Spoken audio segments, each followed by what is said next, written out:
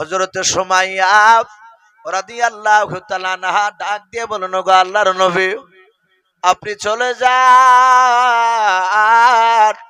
ও নবী, চিন্তা করবেন না, আবার আল্লাহ নিশ্চয় আমাদেরকে সমরে জামিল দান করবেন। ও নবী, আপনি দোয়া করেন যেন ধৈর্য ধরে থাকতে পারি। আল্লাহ রসুল বাপজি জাত ওখান থেকে বাপজি চলে গেলেন। বেঈমান আবু জেহেলের লোকেরা হাওমা করে বাপজি তারা মদ নিয়ে তারা আনন্দ করেছিল, যাতে আল্লাহর নবীজি বাপজি চলে গেলেন। আর ওই সময় বাপজি বেঈমান আবু জেহেল বর্ষা যাকে বাপজি আমরা বললাম বলি, ওই বললাম জ্বর করে বাপজি এত জোরে বাপজি চালিয়ে দিল। সুমাইয়ার লজ্জাস্থানের দিকে লক্ষ্য করে হাদিসে পাওয়া যায়, দুপুর বেলা হাজার হাজার বেঈমানের সামনে বেঈমান আবু জেহেল রে বাবা সুমাইয়ার লজ্জাস্থানে বললাম মেরে তাকে দুনিয়ার বুক থেকে বিদায় করে দিল। মাফ হয়ে যাবে, বলুন সুবহানাল্লাহ। সাহাবায়ে কেরামরা চাতক পাখি না চেয়েছিলেন আল্লাহর নবী জনাবে মুহাম্মদ রাসূলুল্লাহ সাল্লাল্লাহু তাআলা আলাইহি ওয়াসাল্লাম সাহাবাদের দিকে বাপজি চেয়ে নবীজি কাঁদছিলেন। হযরত আমিরুল মুমিনিন আবু বকর সিদ্দিক রাদিয়াল্লাহু তাআলা আনহু নবীজিকে বলেন, ইয়া রাসূলুল্লাহ, ইয়া হাবিবাল্লাহ, ফিদাকা আবি ওয়া আম্মি, ওগো নবী, আপনার পদতলে আমাদের পিতামাতা কুরবান হোক, বলুন সুবহানাল্লাহ। আবু বকর বলেন, নবী গো, আপনি আমাদের দিকে চেয়ে আপনি কাঁদছেন কেন? আল্লাহর নবী জনাবে মুহাম্মদ রাসূলুল্লাহ সাল্লাল্লাহু তাআলা আলাইহি ওয়াসাল্লাম দরদি নবী আমার ডাক দিয়ে বলেন, আবু বকর, আমি তোমাদের চেহারার দিকে চেয়ে আমার বহুদিনকার পুরানো কথা মনে পড়ে যায়। সাহাবা আবু বকর বলে, হুজুর, এমন আপনার কি পুরানো কথা মনে পড়ে যায় বলুন। আল্লাহর দরদি নবী ডাক দিয়ে বলেন, আবু বকর, আমি এখানে দেখতেছি অনেকগুলো সাহাবায়ে কেরাম তারা আমার উপর ঈমান এনেছে রে সাহাবা।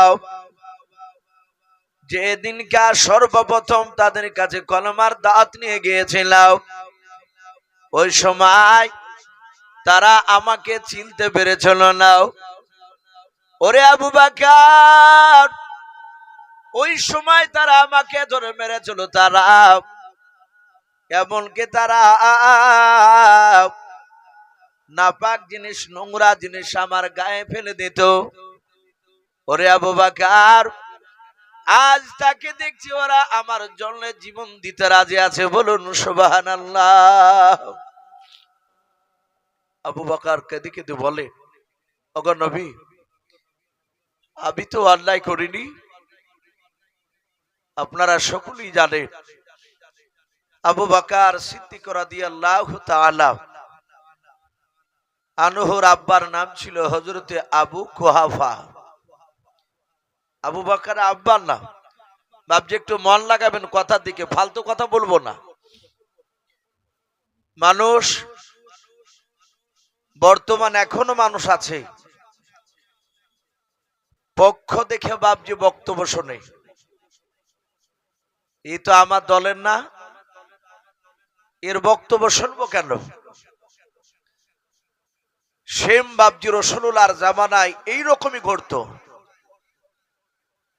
আল্লাহর নবী যখন কলমার দাওয়াত দিচ্ছিলেন, তখন উতবা, সাইবা, আবু জেহেল, আবু সুফিয়ান এরা কি নবীর কথা শুনতো? বাপ একটু কথা বলে, শুনতো না। তারা কি বলতো? তারা বলতো এর মাথা খারাপ, এ পাগল। হাদিসে এসেছে নবীর উপর যখন ওহী নাজিল হতো কোরআনে, রাসূলের শরীরে জ্বর চলে আসতো, নবীর মাথা যন্ত্রণা করত। নবীজি ওই জায়গাতে একটু পাগলের মতো করতে। এ কোরআন চারটাখানি ব্যাপার নয়, এই কোরআনের আইন অনুযায়ী আমি চলতে পারবো কিনা, আমি এই কোরআনের হক গুলো আমি মানুষের কাছে পৌঁছে দিতে পারবো কিনা। হাদিসে পাওয়া যায় সর্বপ্রথম বাপজি পাহাড়কে কোরআন নাজিল করতে চেয়েছিল, হে পাহাড় এই কোরআনটা তোমার উপর অবতীর্ণ করতে চাই। পাহাড় বাপজি কেঁদেছিল। এই জন্য বাপজি দেখেন অনেক সময় পাহাড় ঘেমে বাপজি পানি বের হয়। পাহাড়ি এলাকায় 12 মাস ঝিরঝির ঝিরঝির করে বাপজি পাহাড় বয়ে বয়ে পানি যায়। এ পাহাড় 6 মাস ধরে বাপজি কেঁদে বলেছিল, আল্লাহ এ তোমার কোরআনের হেফাজত আমি করতে পারবো না। লাস্টে আশরাফুল মাখলুকাত, সারা পৃথিবীর মধ্যে বাপজি শ্রেষ্ঠ বাপজি জাতি হচ্ছে কারা, একটু কথা বলে? এই মানুষেরা। যদি বলেন ফেরেশতারা দামি, এটা ভুল কথা। ফেরেশতারা আর এই মানুষের মধ্যে পার্থক্য কতটা, এটা আমাদেরকে বুঝতে হবে। দুনিয়ার যে কোনো বাপজি একটা ইমানদার মানুষ, আপনিও হতে পারেন আমিও হতে পারি, যে কোনো একটা মানুষ ইমানদার, সে যদি ইমানদার হয় তো বলা হয়েছে বাপজি আপনার 4000 ফেরেশতার সমান একটা ইমানদার মানুষ। বলুন সুবহানাল্লাহ। তাহলে মানুষ এত দামি।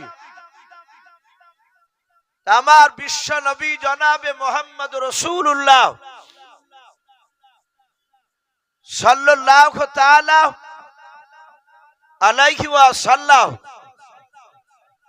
নবীজির বাপজি কথাগুলো সবাই শুনতো না, বলতো নবী হলে আমাদের মধ্যে মানুষের মধ্যে নবী হবে কেন? আল্লাহ নবী করার আর লোক পাইনি, এইরকম আবল তাবল সে সময় কথা বলতো।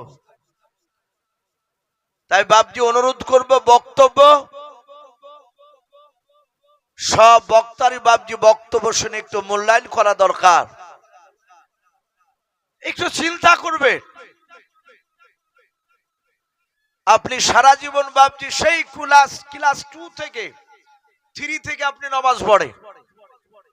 অনেক বয়স্ক লোক তারা গল্প করে যে আমি ক্লাস 3-2 থেকে নামাজ পড়ি, আব্বা নিয়ে যেত, দাদুর সাথে যেতাম। এরকম লোক গল্প করে না? সে হজ করে এসেছে, দেখা যাচ্ছে সে তসবিহ সেজদার তসবিহটা সঠিক করে বলতে পারে না, সূরা ফাতিহা তো পারবি না, সারা জীবন পড়ে গেল আলহামদুলিল্লাহি রাব্বিল আলামিন। এটা আমি চেয়ে গিয়ে কথা বলছি না,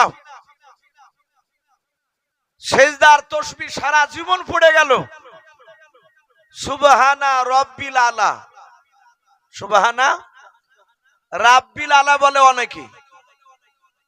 আমরা কোনদিন কি জিজ্ঞাসা করেছি ইমাম সাহেব একটু দেখান তো, আমি যে আরবি গুলো একটু মুখস্থ করেছি, সূরাগুলো দোয়াগুলো, আমি তো আর মাদ্রাসা যাইনি ইমাম সাহেব, এই বাংলা বই পুস্তক দেখে কিংবা দাদির কিংবা দাদুর কাছ থেকে পড়েছি, কি অমুক চাচার কাছে পড়েছি, একটু দেখুন তো সঠিক হয় কিনা।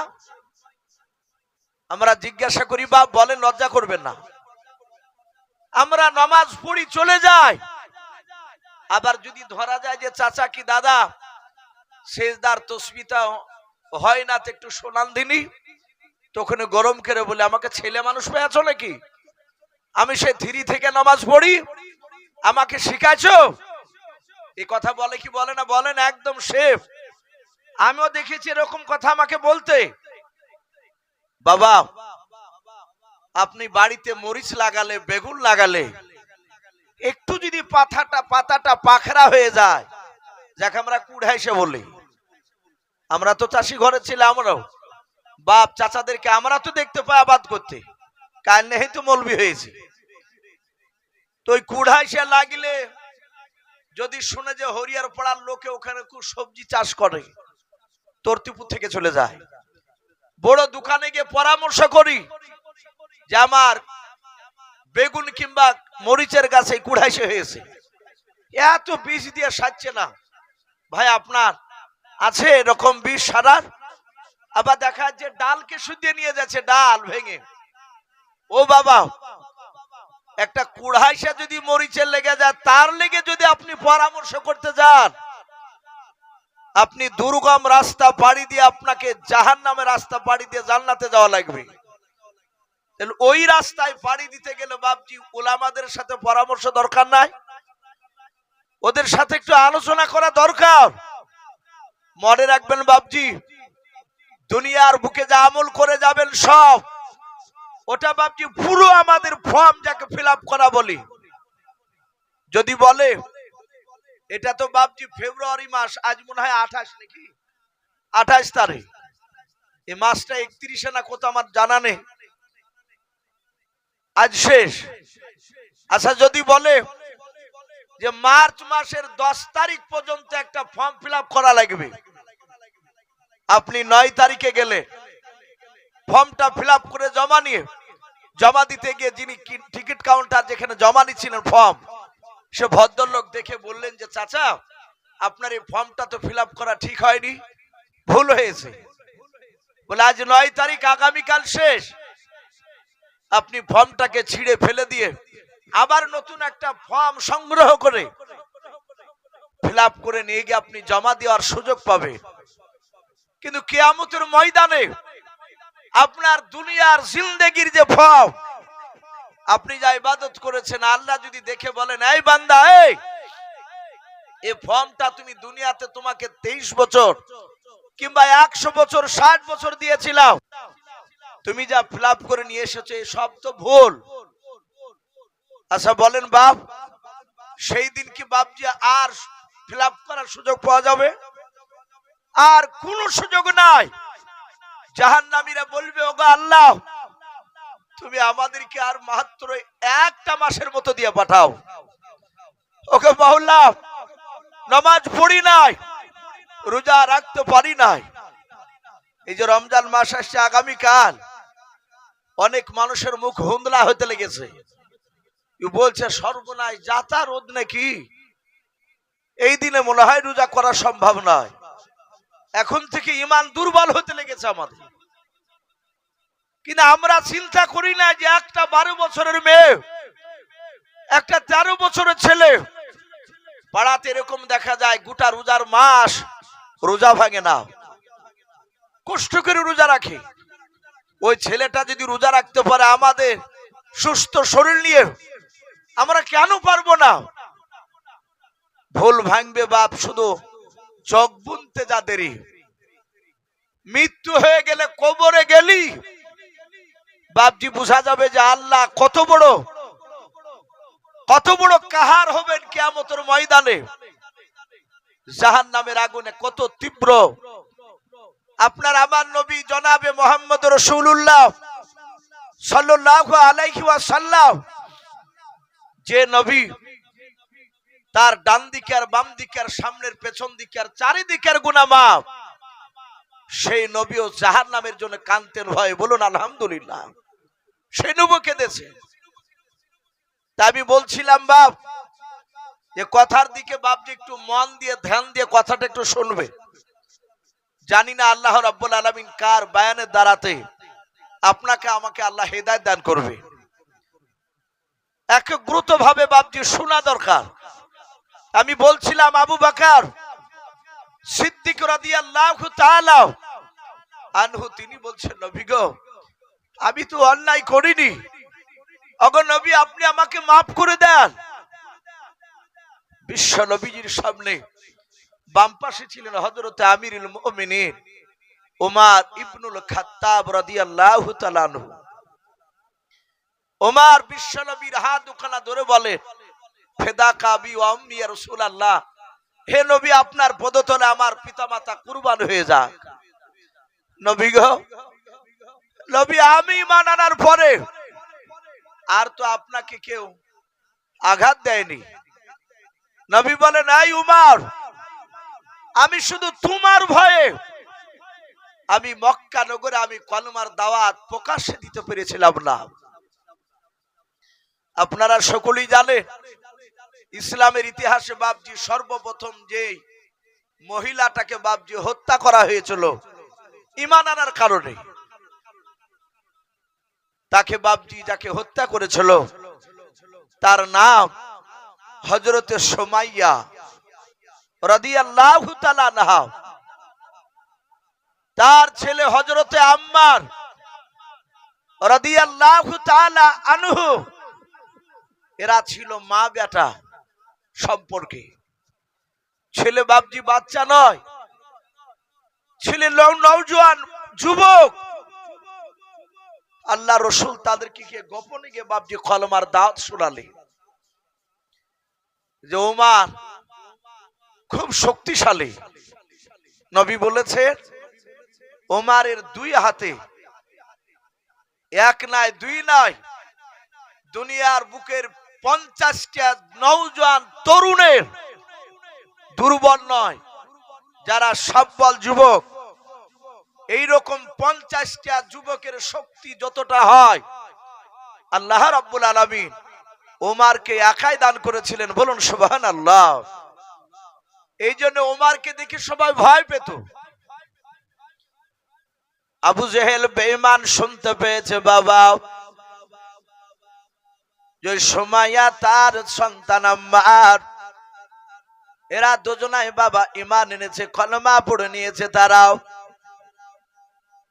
আবু জেহেল বেঈমান ডাক দিয়ে বলে ওমরকে তাড়াতাড়ি ডেকে নিয়ে এসো। ওমরকে ডাকা হলো। মক্কার বেঈমানেরা বাবা আবু জেহেলের লোকেরাও, ওরা এমন ভাবে মক্কার লোককে বাপজি মাথা খানা এমন করে তাদের নষ্ট করে রেখেছিল। আল্লাহর নবীজিকে বাপজি বাড়ি থেকে রাস্তায় দেখলে তারাও নবীজিকে তারা আঘাত করতো, নবীজির উপর অত্যাচার চালাতো। শুধু তাই নয়, আল্লাহ রসুলের বাপজি সাহাবাদেরকে দেখলো তারা চড়াও হতো। এবং বেঈমানেরা তারা নবীজিকে দেখলে বাপজি কানে তুলা ভরে দিয়ে বাপজি চলে যেত। আল্লাহর নবীজির বাপজি কথা তারা শুনতো না। কোরআন পাকে বলা হয়েছে বেঈমান আবু জেহেল না বলতো লা তাসমাউ লিহাযাল কুরআন। আবু জেহেল বলতো খবরদার মুহাম্মদ সাল্লাল্লাহু আলাইহি ওয়াসাল্লামের কোরআনকে তোমরা শুনবা না। আবু জেহেল জানতো আল্লাহর নবীজির যদি কোরআন খানা কোনো মানুষ যদি 5 মিনিট যদি বাবা শুনে নাই, ওই লোকটা কলমা না পড়ে থাকতে পারবে না। বলুন সুবহানাল্লাহ।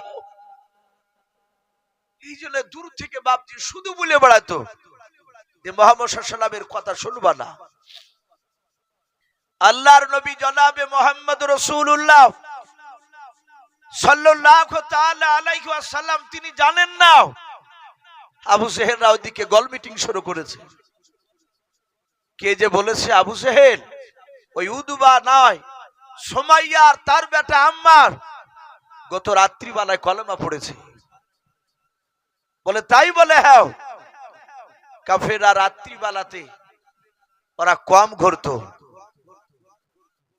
আমরা জানি 5 ওয়াক্ত নামাজের মধ্যে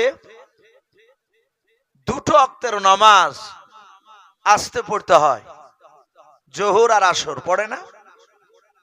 মসজিদে জামাতে পড়লে শুধু ইমাম সাহেব আল্লাহু আকবার গুলো বলে, আর একা একা যদি পড়ি নামাজ আল্লাহু আকবারটা জোরে বলা যাবে না। এই 2 নামাজ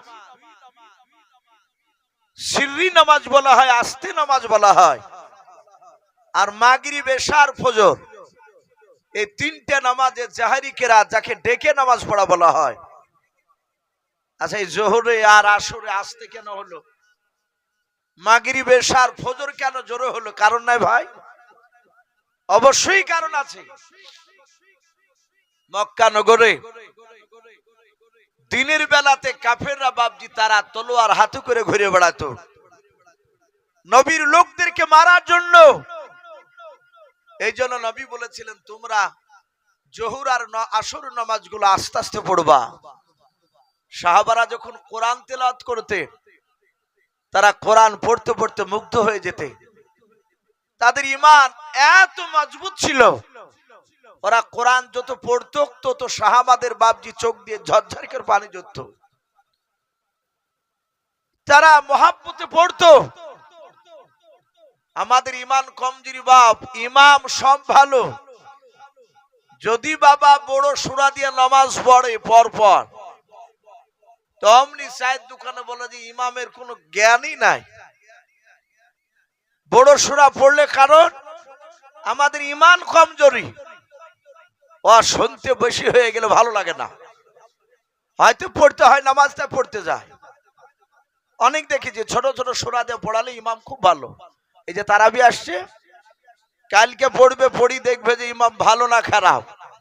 একটা লোক বলছে গত 3 দিন আগে বাপ, না গত 3 দিন আগে আমাকে ফোন করছে, গত কালকে বাপজি ছিলাম বর্ধমান পূর্বস্থলী, তো ওই গ্রামে বলছে হুজুর কি আর বলবো, ইমাম নিয়েছি, তো ইমাম খুব ভালো কেরাত, এত সুন্দর ফার্স্ট ক্লাস কেরাত। লোকে বলছে যে এখন বোঝা যাবে না, তারাবি প্রথম তারাবি হোক, তারপর বোঝা যাবে যে ইমাম ভালো না খারাপ। তার মানে কারণ ওই যে তারাবি যে যত স্পিরিটে গতিতে পড়তে পারবে বাপ, সে হচ্ছে এলাকার মধ্যে টপ ইমাম। আবার আমরা গল্প করি যে ভাই আমার মতো তারাবি এলাকায় 8-10টা মসজিদে পারে না, শুধু টাইম নেয়। যে ভাই প্রথম তারাবি থেকে একদম এশা থেকে নিয়ে তারাবি শেষ করতে কতটুক সময় লাগে? তো বলছে ভাই ওই 45। তখন আর একজনা বুঝছে ভাই আর 30-40।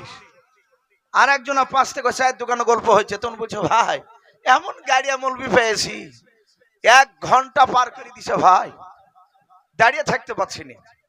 একদম বাস্তব কথা বলছি, এটা হচ্ছে, এটা আমাদের শুধু ইমান দুর্বলতা, ইমান মজবুত নেই। সাহাবারা রাতের বেলায় কেরাত মধুর সুরে পড়তেন, দিনের বেলায় পড়তে পারতেন না, জোর করে জোরে পারতেন না, শুধু কাফেরদের ভয়ে। এবার রাসূল যেটা মুখ দিয়ে বের করেছে সেটাই শরীয়ত হয়ে গিয়েছে, বলুন আলহামদুলিল্লাহ, সেটাই শরীয়ত। আল্লাহ রাসূল বাপজি রাসূলের কথার বাইরে আল্লাহ রাব্বুল আলামিন যায়নি। আমার বিশ্ব নবী যেটাই বের করেছে সেটা আল্লাহ বাপজি খুশি, সেটা বাপজি, সেটি বাপজি আপনার গুরুত্বপূর্ণ হয়ে গিয়েছে। আমার বিশ্ব নবীর বাপজি সুমাইয়া আর আম্মারকে ডাকলো, ওমরকে ডাক দিয়ে বললো ওমর রে, গত রাত্রিতে সুমাইয়ার আম্মারকে মুহাম্মদ সাল্লাল্লাহু আলাইহি ওয়াসাল্লাম আব্দুল্লাহর ছেলে কলেমা পড়ে মুসলমান করে দিয়েছে। এই ওমর তুমি ছাড়া কেউ পারবে না, ওকে টেনে নিয়ে এসো। দিনের বেলা সুমাইয়া আম্মারকে বাবা জোর করে টেনে নিয়ে চলে গেল। আল্লাহর নবী জনাবে মুহাম্মদ রাসূলুল্লাহ সাল্লাল্লাহু তাআলা আলাইহি ওয়াসাল্লাম নবীজির কাছে গিয়ে খবর গেল, নবী গো সুমাইয়া আম্মারকে তাদের মা বেটাকে বেঈমান আবু জেহেল ওমরের মারফতে টেনে নিয়ে গিয়েছে মক্কার চৌরাস্তার মোড়ে। আবু জেহেল ডাক দিয়ে বলল যাও মুহাম্মদ সাল্লাল্লাহু আলাইহি ওয়াসাল্লামকে ডেকে নিয়ে এসো, দেখি সুমাইয়াকে মারবো আম্মারকে মারবো, মুহাম্মদ সাল্লাল্লাহু আলাইহি ওয়াসাল্লামের আল্লাহ কেমন করে বাঁচায়। বলুন আস্তাগফিরুল্লাহ। বাপজি পেপার পত্রিকায় তো বাপজি সব পেপারে দেয় না, ইউটিউবে বাপজি দেখতে পাচ্ছেন অনেকেই, অনেক জায়গায় মুসলমানকে মারছে। ইউপির মধ্যে একটা ইমামকে ধরে মারছিল, আজ প্রায় মাস খানিক হয়নি, তাকে এত মারছে এক শ্রেণীর কুলাঙ্গার জানোয়াররা, তারা মারছে আর বলছে তোর আল্লাহ কেমন করে বাঁচায়, ডাক তোর আল্লাহকে। বাপজি আবার সোনা লালেরাও বেঈমান সারা জীবন বাপজি কিয়ামতের আগ পর্যন্ত থাকবে। আর আল্লাহ রাসূলের জামানাতে আবু জেহেলরা ওইভাবে, তারা কাফেররা আবু জেহেলদের কথা মোতাবেক যারা তারা চলতো, তাদের মস্তিষ্ক এমন ভাবে নষ্ট করে দিয়েছিল। আমার বিশ্ব নবী জনাবে মুহাম্মদ রাসূলুল্লাহ সাল্লামকে বাপজি ডাকতে দিয়ে পাঠাচ্ছে। আবু জেহেল ডাক দেখি মোহাম্মদ সাল্লাম কেমন করে নিয়ে যায়, ওর আল্লাহ বাঁচায় কি করে দেখি। সুমাইয়া আর আম্মার মা বেটাকে মক্কার চৌরাস্তার মোড়ে একেবারে দুপুর বেলায় তাদেরকে হাত পা দড়ি দিয়ে বাপজি টেঁদে বেঁধে রেখেছে। শুধু তাই নয়, তাদেরকে বাপজি উলুঙ্গা করে রেখেছে। তাদের শরীরে একটা পোশাক নেই, মা বেটা দুজনায় উলঙ্গ, 10 হাত দূরে বাপজি বেঁধে রেখেছে। বেঈমানেরাও যেন মা চোখ খুললি যেন তার বেটার লজ্জাস্থানের দিকে নজর পড়ে, তার বেটা চোখ খুললে যেন তার মার লজ্জাস্থানের দিকে নজর পড়ে। এ কি কম কঠিন বাপ ইমান? তাদের উপর কি কষ্ট হয়েছে, আজ আমাদের তো কষ্ট পাই না ভাই। শুধু মানুষকে নামাজের জন্য ডাকতে গেলে এতটুক বলে যে কাজ পাও না, ঘুরে ফিরে নামাজ পড়ার জন্য ডাকতে আসছো, ই পড়তে হবে কি না হবে আমরা জানি না, এতটুকু কথা বাপ। তাই বলে বলতে পারবেন না যে ইসু ভাই আমি একজনকে নামাজ পড়তে গেছিলাম আর সে আমাকে ধৈর্য মারলো। এরকম মারেন আমাদেরকে কেউ? আর আমার বিশ্ব নবীর বাপজি কলেমা পড়ার কারণে ওমর তখন ঈমান আনে নাই, ওমর তাদেরকে আনি দিয়ে চলে গিয়েছে, উলঙ্গা করে রেখেছে। রাসূলকে ডাকা হলো, আমার বিশ্ব নবী বাপজি চলে আসলে হযরতে আম্মার সুমাইয়া তারা পারে না যে 2 হাত দিয়ে লজ্জাস্থানকে ঢেকে রাখে। ওরা দুজনায় কাঁধে চোখ বন্ধ করে। আম্মার নিজের মার দিকে বাপজি তাকাতে পারে নাই, চোখ দুটো বন্ধ করে বলেন মা খবরদার যেন আল্লাহ রসুলকে যেন ভুলবা নাও। ও মা মৃত্যুর পর নবীজি বলেছে রাত্রিবেলায় হত্যা যদি করে দেয় বেঈমান কাফেররা আবু জেহেলের লোকেরাও, ওগো মা এর চেয়ে কঠিন ভয়ঙ্কর আযাব হবে জাহান্নামের আগুন। মা শুধু মনে মনে আল্লাহর জিকির করো, বলুন সুবহানাল্লাহ। মৃত্যু হয়ে গেলে নিশ্চয় আল্লাহ দেখে আমাদেরকে জান্নাতে দেবে। ওই জাহান্নামের আগুন যদি আমাদের জন্য মাফ করে দেয় মা, তাহলে আমরা ভাগ্যবান হয়ে যাব। মা বেটাকে বাপ যে আপনার নসিহত করে, বেটাতে মাকে বাপ যে নসিহত করে। আল্লাহ রাসূল বাপ যে দাঁড়িয়ে নবীজি আপনার নিচু দিকে মুখ করে আছেন, দূর থেকে দেখলেন তাদেরকে উলঙ্গা করে রেখেছে। সাহাবারা নবীজিকে বলেন হুজুর ওদের দিকে তাকানো যায় না। আল্লাহর নবী নিচু দিকে মক্কার চৌরাস্তার মোড়ে দাঁড়িয়ে হযরতে সুমাইয়া রাদিয়াল্লাহু তাআলা আনহা ডাক দিয়ে বলেন গো আল্লাহর নবী আপনি চলে যান, ও নবী চিন্তা করবেন না, আবার আল্লাহ নিশ্চয় আমাদেরকে সমরে জামিন দান করবেন। ও নবী আপনি দোয়া করেন যেন ধৈর্য ধরে থাকতে পারি। আল্লাহ রসুল বাপজি যাত ওখান থেকে বাপজি চলে গেলেন। বেঈমান আবু জেহেলের লোকেরা হাওমা করে বাপজি তারা মদ নিয়ে তারা আনন্দ করেছিল, যাতে আল্লাহর নবীজি বাপজি চলে গেলেন। আর ওই সময় বাপজি বেঈমান আবু জেহেল বর্ষা যাকে বাপজি আমরা বললাম বলি, ওই বললাম জ্বর করে বাপজি এত জোরে বাপজি চালিয়ে দিল। সুমাইয়ার লজ্জাস্থানের দিকে লক্ষ্য করে হাদিসে পাওয়া যায় দুপুর বেলা হাজার হাজার বেঈমানের সামনে বেঈমান আবু জেহেল রে বাবা সুমাইয়ার লজ্জাস্থানে বললাম মেরে তাকে দুনিয়ার বুক থেকে বিদায় করে দিল। হযরতে আম্মার নিজের চোখের সামনে তার মাকে হত্যা করে ফেললো। বাবা সেই উমর রাসূলের দরবারে দাঁড়িয়ে হ্যাঁ দুখানা বলছে নবী গো আমি তো আপনাকে চিনতাম না। আল্লাহ রাসূল বলেন ওমর রে আমি শুধু তোমার ভয়ে কলমার দাঁত প্রকাশে দিতে পারতাম না। ওমর তুমি ঈমান আনার পূর্বে বেঈমানরা আমাকে অনেক আঘাত দিয়েছে। হযরতে উরাইকা, হযরতে তালহা, হযরতে জুবাইর রাদিয়াল্লাহু তাআলা আনহুম আজমাইন আরো দামি দামি সাহাবা ছিলেন। তারা উমার ঈমান আনার পরে অনেকে ঈমান এনেছিল। সবার বাড়ি তো আর মক্কাতে ছিল না। অনেকে বাহির থেকে রাসূলুল্লাহর গুণগান শুনে, নবীর চরিত্র দেখে আর নবীর কাছ থেকে বাড়ি ফিরে যায় নাই।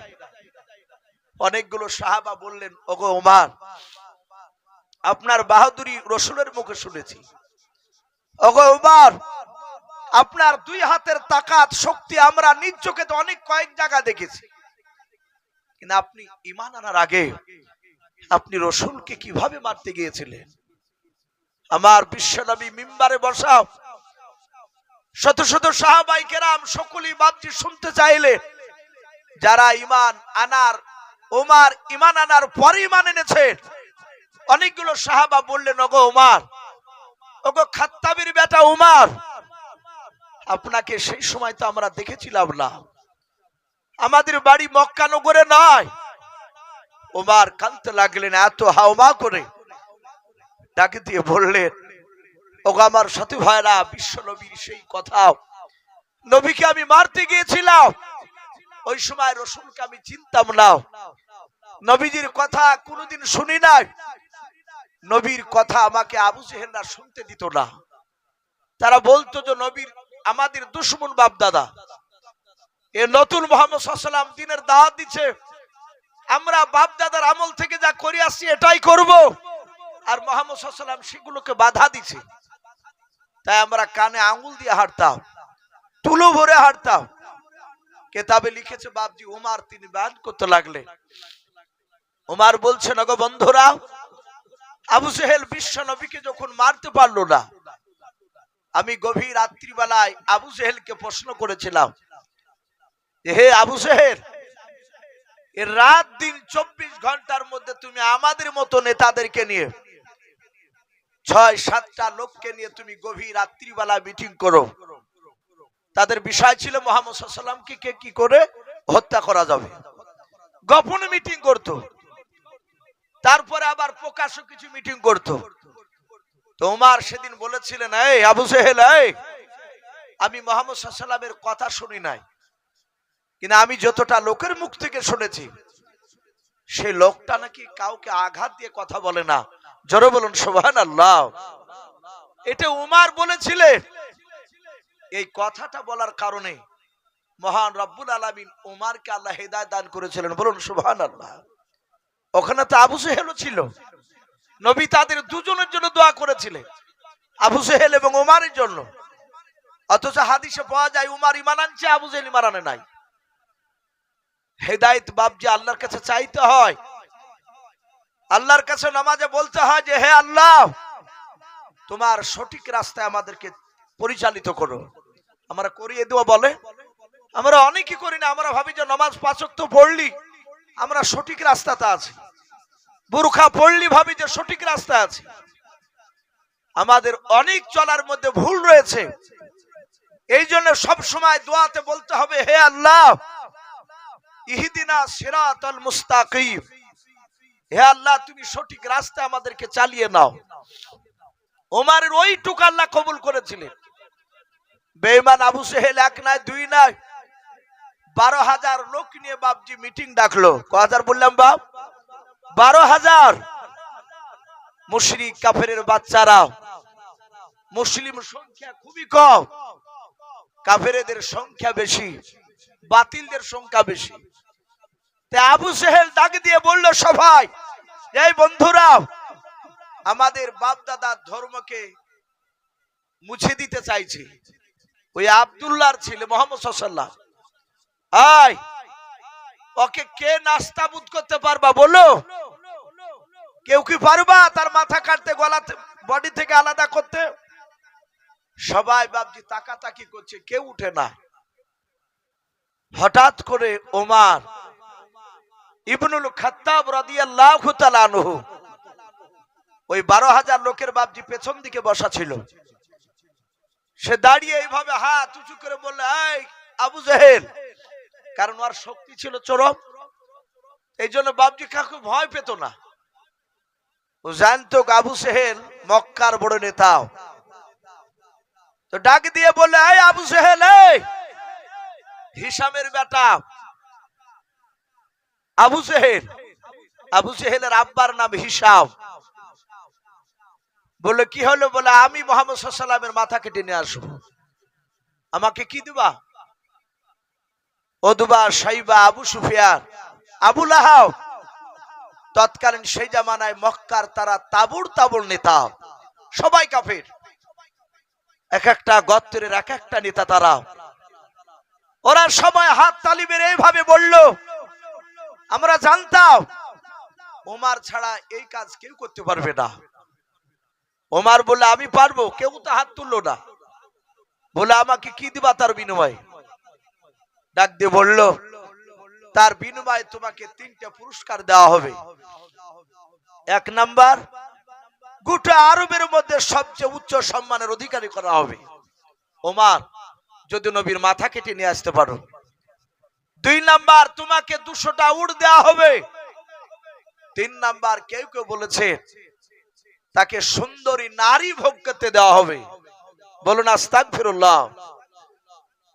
বাপজি আমার সোনা লালেরাও, সে সময় কাফেররা নারীকে নিয়ে তারা ব্যস্ত থাকতো বেশি। অনেক সাহাবাদেরকে বাপজি নারীর অফার দিয়েছিল, তারা রাজি হয় নাই। বলুন আলহামদুলিল্লাহ। শুধু তাই নয়, সাহাবাদেরকে ঘরের ভিতর ভরে মক্কার সুন্দরী নারীদেরকে ডেকে নিয়ে এসে বলতো ছলে বলে কৌশলে, প্রয়োজন হলে উলঙ্গা হয়ে ওই সাহাবাদের সাথে জেনা করোগা, করে তাদের ঈমানটা ধ্বংস করা লাগবে। যদি করতে পারে এর বিনিময়ে প্রচুর টাকা দেওয়া হবে। তারা নারীর দিকে চোখ তুলে তাকায়নি। বলুন আলহামদুলিল্লাহ। তাদের ঈমানের এত জোর ছিল। বাপজি আমার সোনা লালেরা, ওমরকে 3টা জিনিস বাপজি দিতে চাইলো। বলে আমি রাজি হয়ে গেলাম। ডাক দিয়ে বলল, ভাই আবু জেহেল, তোমার গুণাবলী শুনেছি, তুমি জবান ঠিক করে কথা দাও না, তুমি গন্ডগোল করে ফেলো। যারা বেদিন হয়, বেঈমান হয়, তাদের প্রতিটা তাদের চরিত্র দিকে লক্ষ্য করে দেখবেন, তাদের কথা দাম রাখে না। রাখে কথা বলে, তারা এক সময় এক কথা বলে, আরেক সময় আরেক কথা বলে। এগুলো মিলাবেন এলাকা তো বাপজি অনেক লোককে দেখা যায় সব সময় চিটিং কথা। খাতাতে তার বাড়ির নামই নাই, অথচ বাপজি গরিব মানুষ, খেটে খুটে তার কোন রকমের দিন যায় জানে। বাড়িতে দেখেছে তার 2টো ছাগল বাঁধা আছে, ওটাই আর সম্বল। এমন ভাবে কানে ফুসফাস দিয়েছে যে তোমাকে জিনিস নিয়ে দেব, টাকা দাও 20,000 কি 10,000। পরে দেখা যাচ্ছে তার নাম নাই, টাকা খেয়ে নিয়ে নিয়েছে, আর দেয় না। একটু কি বিবেকে বাঁধলো না যে গরিব মানুষ, ওটা যদি ওর মায়ের পেটের বোন হতো তাহলে ওর কাছ থেকে তো এভাবে নিতে পারতো না। বাপজি আমার সোনা লালারা, শুধু ঈমান নাই, যাদের ঈমান নাই তারা এইরকম চিটিং কাজ করবে। এগুলো আবু জেহেলদের বাপজি এই গুণগুলো তাদের ছিল। তাই ডাক দিয়ে ওমর বলল, ভাই শুনে নাও, তোমার জবান ঠিক নাই, তুমি ওই পাহাড়ে গিয়ে হা দাও। হাজী সাহেবরা হজ করতে গিয়ে 2টো পাহাড় দৌড় দেয়, একটা সফা আর একটা পাহাড় হচ্ছে মারওয়া। মক্কা নগরের সফা নামক একটা পাহাড়, কোন কোন মুফাসসিরিনে কেরাম লিখেছেন কুবা নামক পাহাড়। তারা ওই পাহাড়ে গিয়ে হা দিলে বলে, এই পাহাড়ের কসম খেলাও আমি এই কাজটা পুরা করব। সেই সময়কার বেঈমানরা পাহাড়ে হা দিলি ওই কাজটা বেঁচে থাকা পর্যন্ত পুরা করত। আমরা যেমন বলি না যে ভাই কোন সময় কথা অবিশ্বাস হলো, ভাই মসজিদে চলো, কোরআন নাও। মানুষ আগে গুলো বিশ্বাস হতো, এখন বাপজি মিথ্যা কথা বলে কোরআন নিছে, মসজিদে যে উঠে যাচ্ছে। ওরা জানে না যে কোরআন নিতে গেলে এর পরিণাম কি হবে কিয়ামতের ময়দানে। ডাক দিয়ে বলল, আবু জেহেল চলে, আমি পাহাড়ে হা দিব। ওই পাহাড়ে হা দিল, ওয়াদা পুরা হয়ে গেল। আবু জেহেল বেঈমান তলোয়ার হাতে করে নিয়ে বাপজি নয়, ওমর বিষাক্ত তলোয়ার, ওমার তলোয়ার হাতে করে, উলুঙ্গা তলোয়ার হাতে করে নিয়ে বাপজি দৌড়াতে শুরু করলো আল্লাহ রসুলের মাথা কাটার জন্য। ওমার দৌড়ে যায়, মরুভূমির ময়দান দিয়ে পার হচ্ছিল। হঠাৎ করে দেখলো বাবা পেছন দিক থেকে একজন মানুষ ডাক দেয়। হাদিসে পাওয়া যায় ওই মানুষটার নাম হযরত নাঈম রাদিয়াল্লাহু তাআলা আনহু। আল্লাহ নবীজির বাপজি দামি সাহাবা ওই নাঈম। ওই নাঈমের সাথে বাপজি উমারের বাপজি মাঝে মাঝে কথা হতো। হযরত নাঈম ঈমান আনার পূর্বে বাবা ওই উমারের সাথে তার একটু বন্ধুত্ব ছিল। হযরত নাঈম ঈমান এনেছে বাবা, তা উমার জানে না। হযরত নাঈম উমারকে দৌড় দেওয়া দেখে ডাক দিয়ে বলল, ভাই উমার, এভাবে কোথাও তুমি দৌড়ে চলে যাচ্ছ, কোথাও দৌড়াচ্ছ বলাও। ডাক দিয়ে বলেছিল, ভাই নাঈম, বড্ড বাড়া বেড়ে গেছে। ওই আব্দুল্লাহর সন্তান মুহাম্মদ সাল্লাল্লাহু আলাইহি ওয়াসাল্লাম ও তা দুরূদ পড়ছে না, ও তো বেঈমান। হযরত নাঈম ডাক দিয়ে বলেছিল, ভাই উমার, তুমি কি করবা? ওই আব্দুল্লাহর ছেলের কাছে গিয়ে বলে, বেটার গলা খানাকে কেটে নিয়ে আসবো, ওকে দুনিয়ার বুক থেকে তাকে বিদায় করে দিব, আর বেঁচে বেঁচে থাকার অধিকার রাখবো না। সঙ্গে সঙ্গে বাবা ডাক দিয়ে নাঈম বলেছিল, ভাই মুহাম্মদ সাল্লাল্লাহু আলাইহি ওয়াসাল্লাম একাই নাই, ও আর কিছু সঙ্গ সাথী আছে, তার কিছু বন্ধু আছে। ভাই তুমি একাই গেলে তারা হয়তো তোমাকে হত্যা করে দিবে, শেষ করে দেবে। হযরত ওমর বাপজি ডাক দিয়ে বলেছিল, নাঈম রে, তোর কথা শুনে মনে হয় তুই নবীজির লোক, বলুন সুবহানাল্লাহ। যারা ঈমানদার হয়, প্রকৃতি যারা মুমিন হয়, তারা পৃথিবীর শক্তিকে ভয় পায় না, একমাত্র শুধু ভয় আমার আল্লাহকে। ডাক দিয়ে ওমর বলে, এই নাঈম, তোর কথা শুনে মনে হয় যে বেটা তুই মুসলমান হয়েছিস। বলো, ভাই কথা শুনে নয়, বাস্তবিক নবীর ওপর কলমা পড়ে মুসলমান হয়েছি, আজ কয়েকদিন হলো। বলে, তোকে জবাই করব। এই মরুভূমির ময়দানে ওরা দুজনাই তর্ক বিতর্ক হয়েছে। হযরতে নাঈম বলেছিল, ওমর, তুই যদি আমাকে 10টা মারিস, আমি তোকে একটা তো মারতে পারবো। ওমর রে, তোর দুটো হাত, আমারও দুটো হাত, তোর শরীরে গোস্ত, আমারও শরীরে গোস্ত। এই ওমর শোন, তোর রক্ত রয়েছে, আমারও রক্ত রয়েছে, প্রতিবাদ ঈমানদাররা করবে। গত মনে হয় সম্ভবত 2 মাস এখনো পরিপূর্ণ হয়নি, ওই ট্রেনে একটা মাওলানাকে ধরে মারছিল। খবর দেখেছেন ভাই আপনারা? কেউ দেখেননি? দেখেছেন না? অনেকেই খজুরি কিনে আবার বলি মৌলবীরে শেষ করে দিল, এই দেশটাকে মৌলবীরে শেষ করে দিল। অথচ মাওলানাদেরকে বাপজি বাইরে মারছে প্রতিবাদ করার জন্য। আমরা অনেকে গুরুত্ব দিই না, দেখি নাই। এই পশ্চিম বাংলার মাটিতে ট্রেনে যাচ্ছিল রেজাউল করিম বলে এক মাওলানা, যুবক, বৃদ্ধ নয়, তাকে বলছে পাকিস্তানের জঙ্গি, বাংলাদেশের জঙ্গি। এতদিন এর আগে লাদেন চাচা তাই বলতো না মুসলমানকে অনেক জায়গায়, ওই লাদেনের কথাটা ঢাকা পড়েছে, বলে জঙ্গি। ওই রেজাউল করিম ট্রেনে প্রতিবাদ করলে, ভাই আমি জঙ্গি নয়, আমি ভারতের নাগরিক, আপনিও যেমন নাগরিক আমিও সেরকম নাগরিক। উনি বললেন, ভাই এই ভারতবর্ষের মাটি আপনারও যতটা অধিকার আমারও ততটা অধিকার।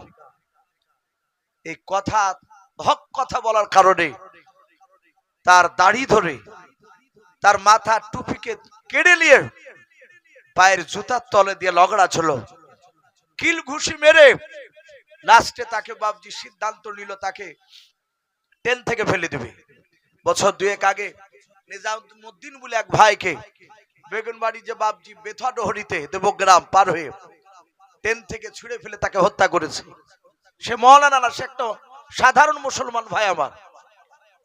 ওই অভ্যাস আবা বলছে কি ট্রেন থেকে ফেলে দেওয়া লাগবে, আয় একে ফেলে দে। তাই নিয়ে বাপজি ফেলছিল। সব অমুসলিম ভাইয়েরা খারাপ নয় আমার, সব অমুসলিম ভাইয়েরা খারাপ নয়। এক শ্রেণীর কিছু বেঈমানেরাও তারা রাজনীতির মুনাফা লুটার জন্য কাজ চালাচ্ছে। একটা হিন্দু ভাই তাকে জোরে ধরেছিল, জোরে ধরে বলেছিল যে না, একে মারা হবে না, এ তো কোনো দোষ নাই। কোনো মতে হিন্দু ভাইটা তাকে ছাড়েনি। যদি বাপজি ছেড়ে দিত, যাক মা বোন আপনারা একটু সামনের দিকে এগিয়ে গিয়ে বসুন। অনেক মা বোন পেছনে দাঁড়িয়ে আছে, তারা বসার জায়গা পাচ্ছে না। মা বোন আপনারা একটু সামনের দিকে এগিয়ে বসুন, পেছনকার মা বোনদেরকে একটু বসার সুবিধা করে দিই। ভাই আমি বলছিলাম, সে হক কথা বলার জন্য বাপজি তাকে মার খেতে হয়েছিল। রেজাল কারিম বলছিলেন আমার ওই হিন্দু ভাইটার জন্য হয়তো আজ আল্লাহ আমাকে হায়াত দিয়েছে, বেঁচে আছে। অনেক হিন্দু ভাইরা আছে মুসলমানের জন্য, তারা বাপজি জান দিতে রাজি আছে, মুসলমানদেরকে ভালোবাসে অনেকে। আমি বলছিলাম, নাইম বলল ভাই আমাকে মারার আগে, নবীকে মারার আগে তোমার বাড়ি খোঁজ রেখেছো? বলে বাড়ি মানে?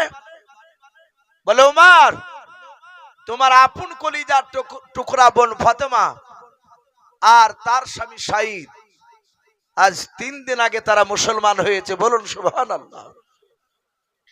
ওমর জানে না, খবর মুঠেই জানে না। ওমর বলল তাই? বলে হ্যাঁ। বলে মিথ্যা বলছিস না তো? বলে না, মিথ্যা বললে তখন এসে তুমি আমাকে মারো। ওমর কথা দিল যদি মিথ্যা হয় আমার বোন ওরা তো বেঁচে যাবে যদি কলেমা না পড়ে, আর যদি পড়ে তাহলে ওদেরকে জবাই করে, তোকে জবাই করে তারপরে মুহাম্মদ সাল্লাল্লাহু আলাইহি ওয়াসাল্লামকে জবাই করতে যাব। ওমর দৌড়ে যায়, নিজের বোনের দিকে বাপ যে দৌড়ে চলে গেল। ওমরের বোনের দরজার গুড়ি থেকে ওমর রে বাবা, ওই সময় ওমরের কানে তুলা ভরা নাই। ওমর কানে বাপ যে আপনার আঙ্গুল দিতে ভুলে গিয়েছে। হযরত ওমর বাপ যে নবীজিকে বাপ যে মারার জন্য তলোয়ার হাতে করে নিয়ে দৌড়াচ্ছিল। তারপরে বাপ যে নিজের বোন শুনেছে কলেমা পড়েছে। ওমরের বোনের বাড়ির দরজায় গিয়ে দাঁড়িয়ে কানটা একটু দরজায় লাগিয়ে দেখছে, দেখি কি করে ওরাও। ও বাপ যে ভাইরা, 3 দিন আগে যে ঈমান এনেছিল ওমরের বোন ফাতেমা আর তার দোলা ভাই শাহিদ, ওরা দুজনের বাবা কোরআন শেখার জন্য নবীকে বলেছিল নবী একজন সাহাবা পাঠিয়ে দেন। এত মধুর কথা, এত সুন্দর মিষ্টি আওয়াজ, আমরা বাড়িতে কোরআন শিখতে চাই। আল্লাহর নবীজি বাবা খাব্বাব নামক একজন সাহাবাকে বলেন, খাব্বাব যাও এদের দুজনকে কোরআন শিখে দিয়ে এসো বাড়িতে, মাঝে মাঝে তুমি যাবাও। ওই সময় খাব্বাব বাপজি ঘরের দরজাটা বন্ধ করে ফাতেমা এবং শাহিদ তারা স্বামী স্ত্রী দুজনাই কোরআন আওয়াজ বাপজি শুনছিল। হযরতে খাব্বাব তিনি বাপজি কোরআনের আয়াত তেলাওয়াত করেছিলেন মধুর সুরে। আল্লাহ বলেছেন ওয়ারাতিলিল কোরআন তারতিলাও, কোরআনকে তোমরা মধুর সুরে তোমরা পড়ো। কোরআন এমন একটা জাদুকৃতি কিতাব, যে কোরআন বাপজি শুনতো যারা মন দিয়ে মক্কা নগরে। আজও বাবা গোটা পৃথিবীর বাপজি বুড়ো বুড়ো বাপজি জ্ঞানী গুণী লোকেরা অমুসলিমদের মধ্যে থেকে বাবা যারাই কোরআন মধুর সুরে বাপজি মন দিয়ে দেখতে যায়, তারাই বাপজি কোরআনওয়ালা হয়ে যায়। বলুন সুবহানাল্লাহ। ওমরের কানে গিয়ে বাপজি 3টা কোরআনের আয়াতের আওয়াজ বাপজি ধাক্কা লেগে গিয়েছে। ওমর বাবা চিৎকার করে ডাক দিয়ে বলেছে, বোন ফাতেমা দরজা খোল। যাহাতে দরজা খোলার কথা বলল, হযরতে খাব্বাব কোরআন খানা বাপজি বুকের সাথে বাপজি জোরে ধরলেন। ফাতেমা বুঝতে পেরেছে এই গলার আওয়াজ আমার ভাইয়ের। মনে হয় ওমর জানতে পেরেছে আমরা কলমা পড়েছি, ওমর মনে হয় আমাদেরকে আর বেঁচে রাখবে না, হত্যা করে ফেলবে। কারণ আমার ভাই অত্যন্ত জিদের রাগীল। হযরতে ফাতেমা ডাক দিয়ে বলেছিলেন, ওগো আমার খাব্বাব ভাই, ওমর কোরআনকে চিনে না, কোরআনের হয়তো অবমাননা করবে। ওগো খাব্বাব ভাই, কোরআন খানা তুমি নিয়ে তুমি ঘরের আড়ালে লুকিয়ে যাও। মারির ভয় পালায়নি। ওমর যদি কোরআনটাকে ছিঁড়ে ফেলে দেয়, তাই কোরআনটা নিয়ে ভাই একটু লুকাও, বাকিটা আমরা দেখছি।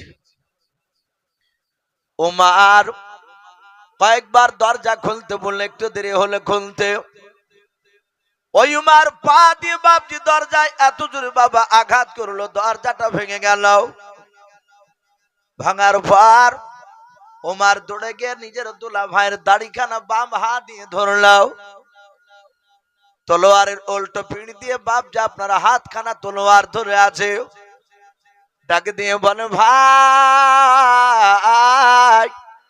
শুনলাম তুমি নাকি কলমা পড়ে নিয়েছো। হযরতে সাঈদ ডাক দিয়ে বলে, ওরে ভাই উমর, শুধু আমি একাই নয়, শুনে নাও, তোমার বোন ফাতেমা কলমা পড়ে মুসলমান হয়েছে, বলুন সুবহানাল্লাহ। উমর আরো বাপজি রেগে গেল, দাড়িখানা ধরে টান মেরে বাপজি, উমর নয় বাবা তার দোলা ভাই সাঈদকে উঠোন বাপজি টান মেরে ফেলে দিলাও। আমরা অনেকে যারা বাপজি আগে না বলে উঠোন বলি, উঠোনে উমারে দোলা ভাই বাপজি পড়ে যাওয়ার পর হযরতে উমর বাপজি নিজের দুলা ভাইয়ের বুকের উপর দাঁড়িয়ে গিয়ে বাবা পা দিয়ে বাপজি মারতে লাগলো, তলোয়ারের উল্টো পিঠ দিয়ে আঘাত করে আর বলে, ভাই এখনো সময় আছে, নবীজিকে ভুলে যাও।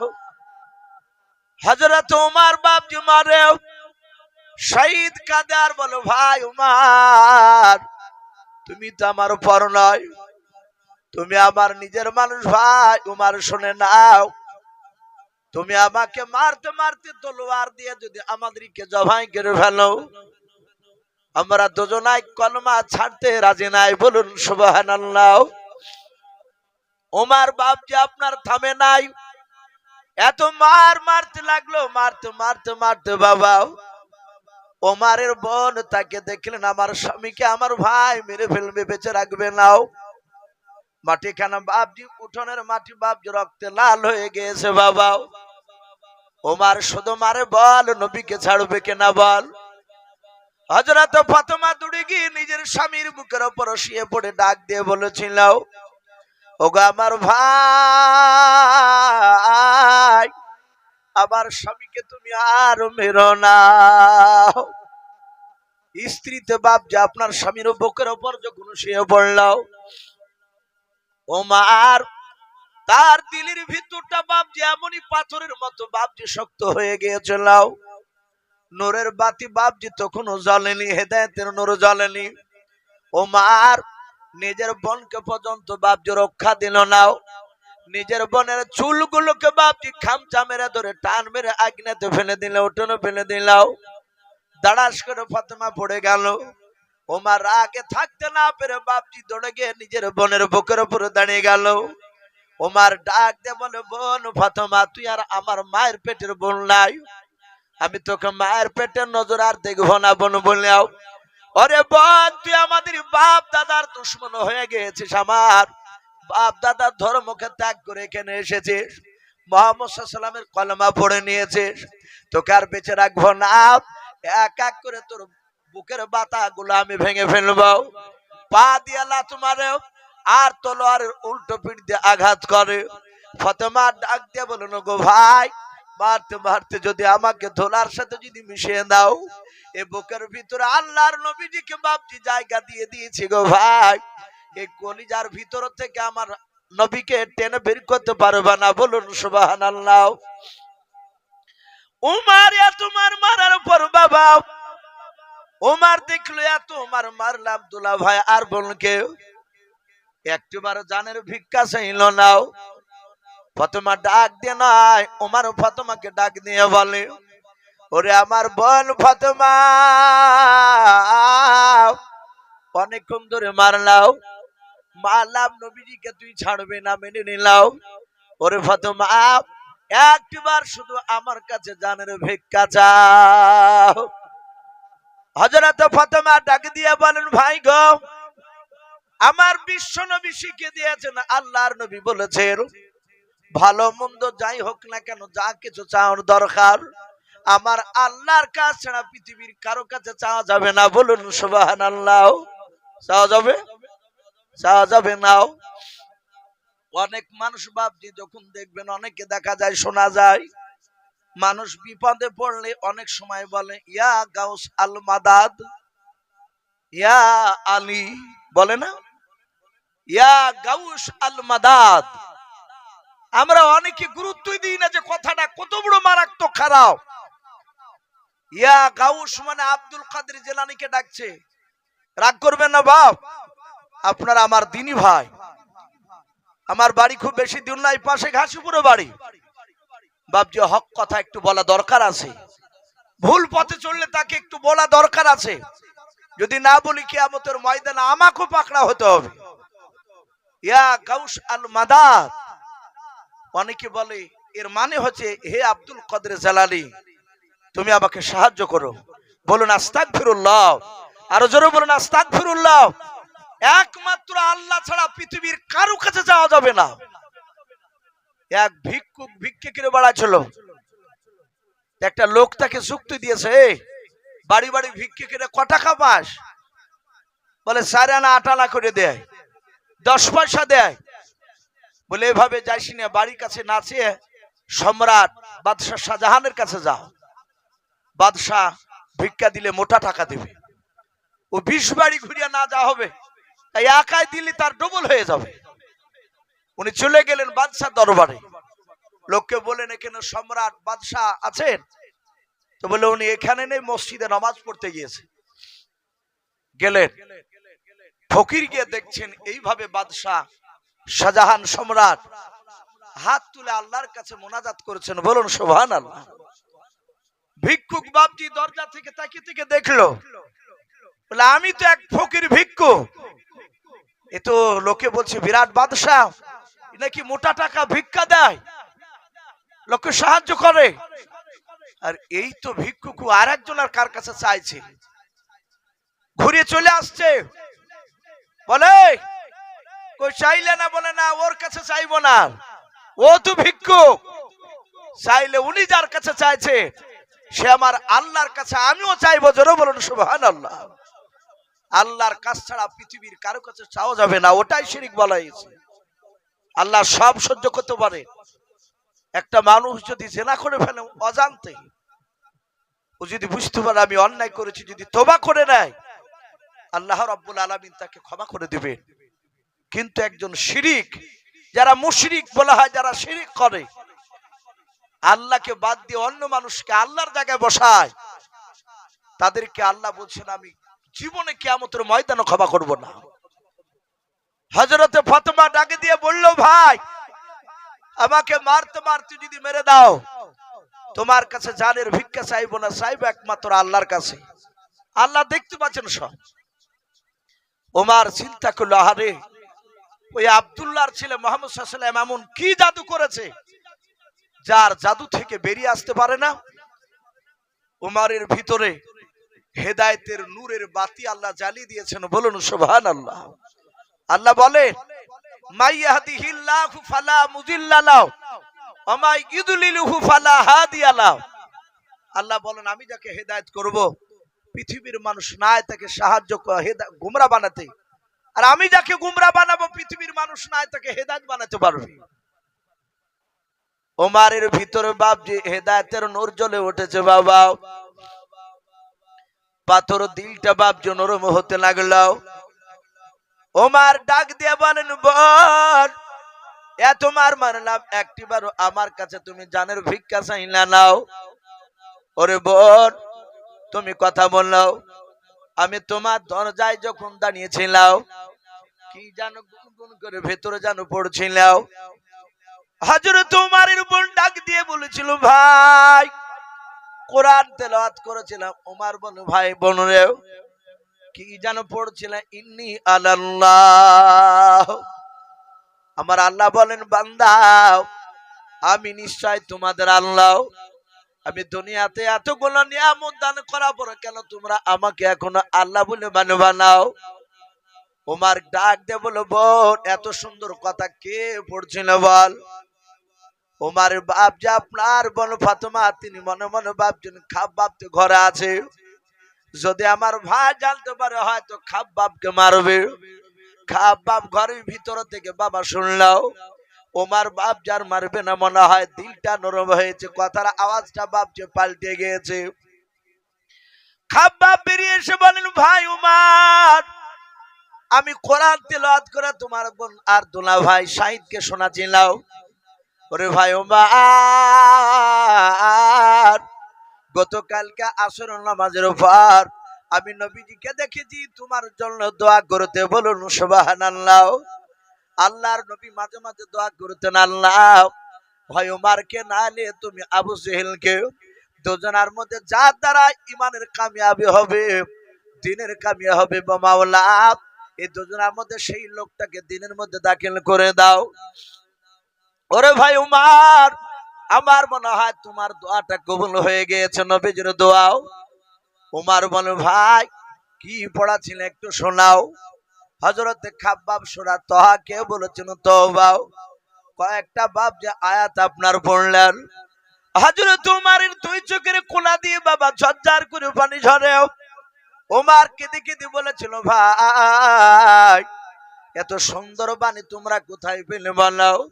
ফাতেমা রক্তাক্ত শরীর নিয়ে ডাক দিয়ে বলেছিল ভাই সেই নবীর কলমা পড়ার জন্য তুমি আমাকে মারছিলে, সেই নবীর উপরে কোরআনটা নাজিল হয়েছে বলে তাই নাকি? বলে হ্যাঁ।